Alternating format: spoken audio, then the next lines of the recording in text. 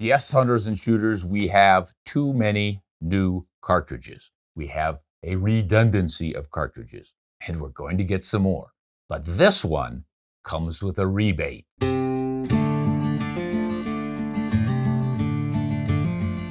Hi everyone, Ron Spomer here to talk all about the new rebated rim Magnum cartridge from Weatherby. It's the 338 RPM rebated precision Magnum. Is it something we need? Well, maybe not. Stay tuned and we're going to find out what this particular 338 does that none of the others do. And believe me, there are plenty of 338s. Now, let us admit, the 338 is not the most popular caliber in North America, or the world for that matter. But it is a good one, it is a useful one, and perhaps the best known of them all is the 338 Winchester Magnum. And that thing's been around since 1956, I believe. Wow. And it's considered to be one of the best all-around elk hunting cartridges. Now, over the years, we've seen 338s come and go. One of them is the 338 Federal that came and went pretty darn quickly. I don't know that anyone besides Federal ever loaded for it. It's the 308 Winchester necked up to 338. Yeah, works great on elk. I tried it myself. Got a lot of power and a convenient little cartridge, but it's not quite what people were looking for based on weak sales. So that one's probably taken a hike down the long road to oblivion. And another one is the Ruger Compact Magnum in 338. Suffering a similar fate, I believe. It's got a little more horsepower than the 338, but it's also a short action. Should be a great little woods cartridge for elk hunting, moose hunting. No reason why you can't use it on deer. But once again, people just don't seem to be too crazy about it. So that's kind of sliding away as well. Then we do have the 338 Win Mag. That one is just a staple. It's going to hang around for a long, long time. But what's interesting is how it is going to match up to this new 338 Weatherby Magnum, the rebated rim version. So that takes us to the big boys. We get the 338 Lapua, and that guy's standing right there.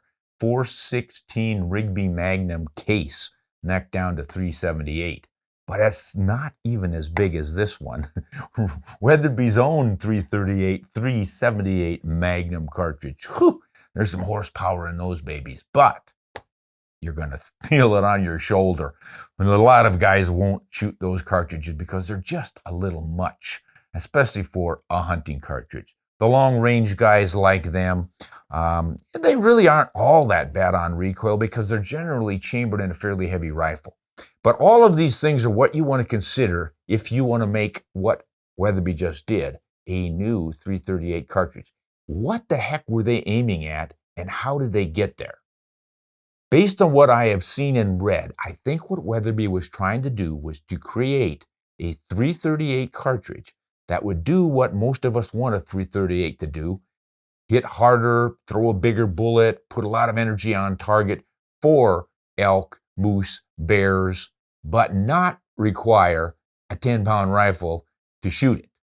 So they wanted to keep the rifle small. Well, you can't do that with these fat cartridges. You can't do it with the Magnum length cartridges.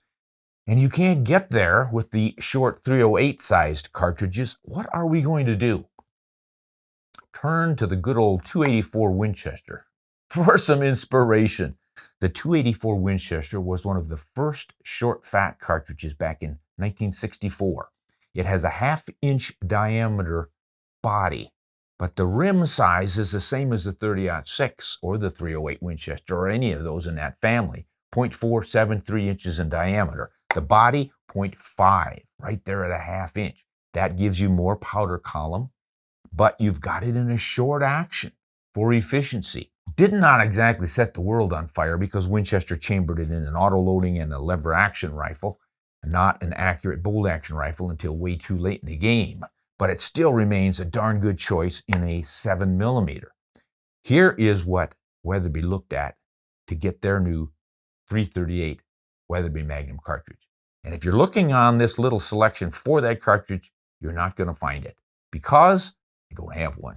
And it might seem kind of silly that some guy is going to tell you all about a cartridge he hasn't even seen yet. But I think we can pull it off, guys, just by looking at what we have here that comes close and doing some honest comparisons in ballistic tables and such. So consider this guy in a short action, stretch it out to 30-06 length cartridge and neck it down to 6.5, and you have the 6.5 RPM, which was the predecessor. That came out before the 338. So essentially all they did was neck this up to 33 caliber. It takes a .338 inch diameter bullet. It's got the same powder capacity, and what it does is it allows this to be chambered in a small receiver-sized bolt-action rifle. And Weatherby is making those rifles in various types and sizes as light as 5 pounds. Obviously, they are catering to wilderness hunters, guys who like to backpack or horse ride back deep into the wilderness for elk and moose and sheep and bears. And a lot of sheep hunters like a bigger bullet in a bigger cartridge because of the bears they might run into. It's not so much they need it for the sheep. So that's what the idea is. Get your 338 Win Mag performance in a smaller receiver rifle.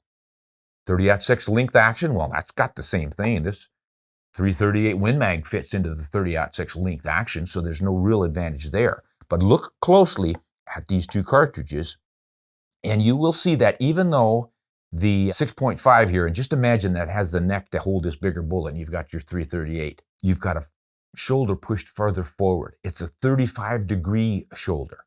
Obviously, the body is the same as this 284, half inch. The body on this one looks much bigger, but it's .513. That's not a lot larger diameter. Because of that belt, you've got to step down from that belt, you end up with .53, but you've got a bigger bolt head on it. So you've got to run this guy in kind of a Magnum action that can take the larger bolt head. This one's using the 30-06 size because it's a rebaited rim, .473 with a 5.5 body on it. There's your rebaited rim. And that's why you get a rebate when you buy the RPM. They're not going to give you any money back. It's a different kind of rebate. So some guys will say, hey, that rebated rim's a bad idea because you can't reliably recycle those cartridges out of the magazines. No, you can. There are a lot of rebated cartridges out there. The RUMs, the Remington Ultra Magnums, are all rebated. I think the WSMs from Winchester are slightly rebated, and obviously this 284 is. And then they necked that down to 6.5, made the 6.5 284. That works well. I have never had any issues with the rebated rim cartridges feeding poorly. So I don't think Weatherby found any problems with them either, and that's why they're making these. So here's the gist of it. 30-06 length standard action, small, narrow, standard bolt head, fits a lot of different rifles, and you can build a fairly lightweight rifle because of it. And as I've mentioned, that's what Weatherby is doing. Now, let's look at some numbers to see how well this one performs stacked up against the 338 Win Mag. As you've seen, the powder capacity is pretty darn close. I think you might get a grain, maybe 2 more grains of powder in the 338 Win Mag. I looked in some reloading manuals, and I found that they used exactly the same dose of powder to get their top velocities out of both of these. H4831, 70.5 grains of powder, and both of them produced around 2,800 feet per second velocity with a 225 grain bullet. So you are essentially getting the 338 Win Mag in a smaller rifle. That's the beauty of this 338. You can also think of it as being awfully darn close to these belted Magnums, the 257 Weatherby Magnum and the 7mm Remington Magnum. Of course, all those old Weatherbys were built on the belted case, which was a big popular thing back in the 20th century. These days, not so much. We're just not all that enamored of the belt now that we know it was designed for head spacing, not for making a bigger, stronger cartridge that could withstand more pressures, and that's why it goes faster. No, nothing to do with that. It's just a head spacing device. So, neck this guy up to 6.5 to 338, and there's your 338 RPM. What does it do? Here is what Weatherby is reporting for their ballistics. Hey, I want to thank all of our patrons on Patreon for supporting us. We really appreciate it, folks. If you would like to join Ron Spomer Outdoors Patreon community and help fund the production of these videos and the blogs and everything else we do, we would really appreciate it. Just go to Patreon and Ron Spomer Outdoors, and you can sign up. You'll get a newsletter that you know what's going on behind the scenes. You can ask me questions, and you're first in line, and we always invite our patrons to suggest topics, and our patrons get a 15% discount at the Ron Spomer Outdoors store. So check out Patreon and Ron Spomer Outdoors. We'd love to have your support. They're claiming that a 225 grain Nosler Ankubon bullet can be driven to 2,825 feet per second. They're probably being a little bit generous with that, so we're going to go with 2,800 dead even. And that's what you're going to see with most of your Win Mags with the 225 grain bullet. So you've got a dead heat. They're exactly the same. Both cartridges are throwing the same bullet at the same velocity. You're going to get exactly the same performance. Same drops, same wind deflections, same energy downrange. So you don't even really need to pull up Ballistic Charts to compare the two. There is something that we can compare it to, though, that does give this thing a good run for its money. And that is the good old 300 Winchester Magnum. This is where I ran my Ballistic Charts to see what sort of performance we're going to gain out of the 338. And surprisingly enough, well, maybe not surprisingly to everyone, the 300 Win Mag's probably the winner here. Does that sound weird? Well, it's not, and it's because of both sectional density and BC of the bullets.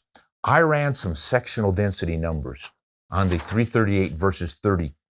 If you take a 185 grain 338 bullet and you compare it to a 180 grain 308 bullet, you've got a sectional density of 0.231 in the 338 and 0.271 in the 308. The 308 has a higher SD. That means it potentially should have better penetration. So you're not gaining anything by going to the 338 unless you can push it a lot faster. 225 grain bullet in the 338, 0.281 sectional density. A 220 grain bullet, which is pretty much top end on most 308s, you're getting 0.331. Again, higher sectional density. What's the velocity going to do to change the performance downrange? Well, I don't know. Now you can go with a 250 grain bullet, and that has a sectional density of 0.313 in the 338.